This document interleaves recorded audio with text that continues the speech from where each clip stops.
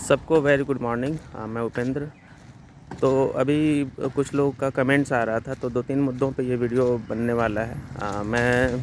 सामने का कैमरा जो फ्रंट कैमरा होता है, मैं उसको ऑन नहीं किया हूँ।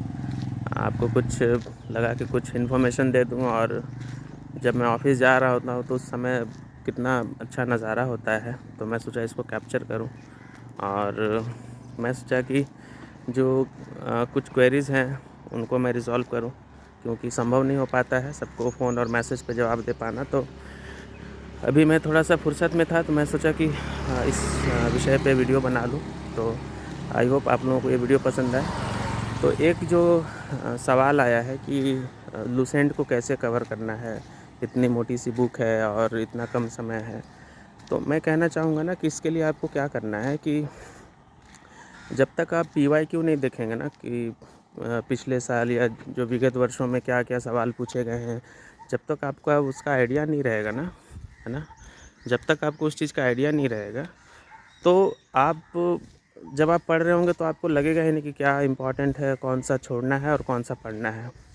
तो उसके लिए ना आपको थोड़ा सा एक्सरसाइज करना पड़ेगा कि कौन सा टॉपिक क्यों इम्पोर्टेंट होता है ना। तो जो PYQ होते हैं, जो विगत वर्ष के जो प्रश्न होते हैं, वो एक आपको इंडिकेशन देते हैं कि ये टॉपिक इम्पॉर्टेंट है और ये इम्पॉर्टेंट नहीं है।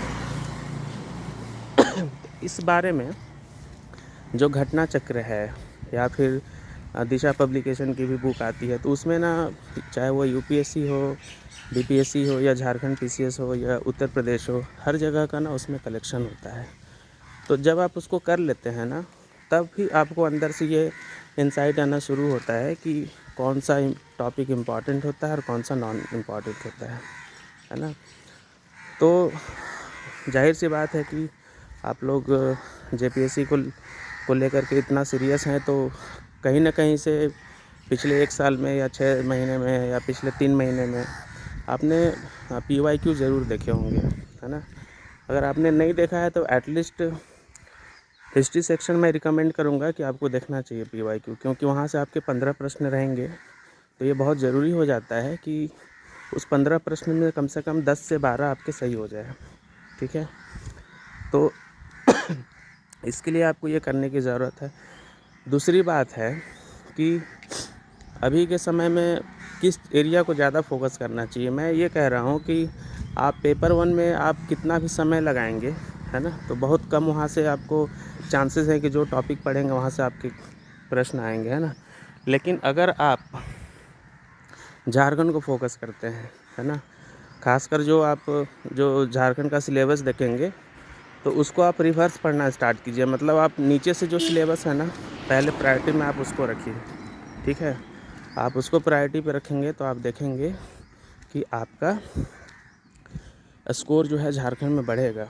क्योंकि मैं एक एग्ज़ाम्पल ले रहा हूँ, है ना, कि झारखंड का इतिहास, है ना, लोग अब इतिहास की अलग अलग मतलब ना अलग से सेपरेट बुक पढ़ रहे हैं, जबकि उनको पता है, पता नहीं उनको पता है कि नहीं है कि आपको इतिहास से प्रश्न आने ही नहीं है। JPSC में झारखंड के इतिहास से प्रश्न नहीं पूछे जाएंगे, है ना।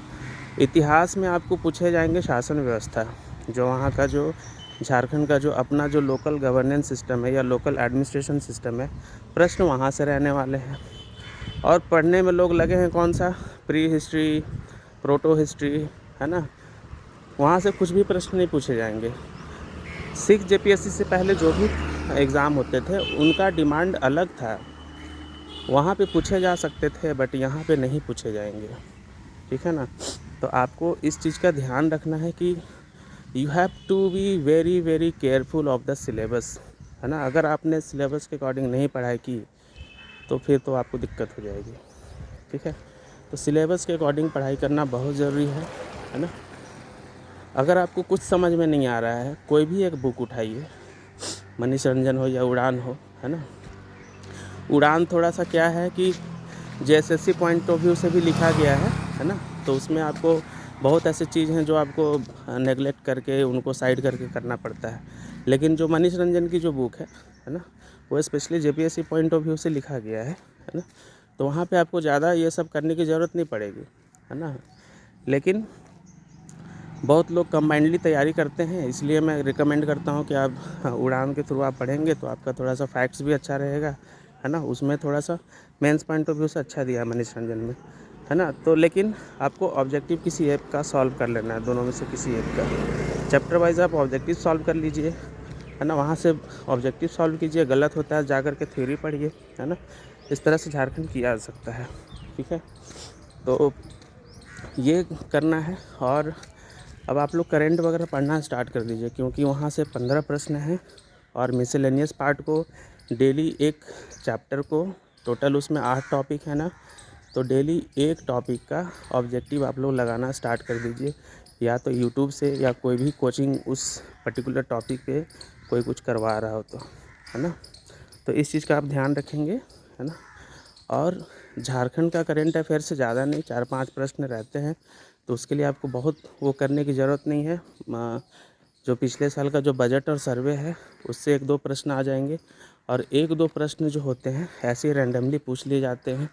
आप झारखंड का करेंट अफेयर्स पढ़ेंगे, है ना, किसी भी एक स्टैंडर्ड बुक से, लेकिन उसमें बहुत ज़्यादा आप समय नहीं देंगे।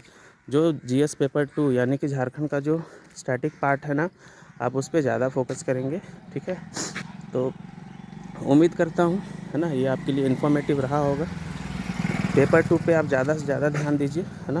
पेपर 1 पे बहुत ज़्यादा आप समय मत दीजिए उस टॉपिक के लिए जहाँ से आपके नंबर कम आ रहे हों, है ना। पेपर 2 में स्कोर करने की कोशिश कीजिए, ठीक है। बाकी मैं मिलता हूँ किसी और नेक्स्ट वीडियो में।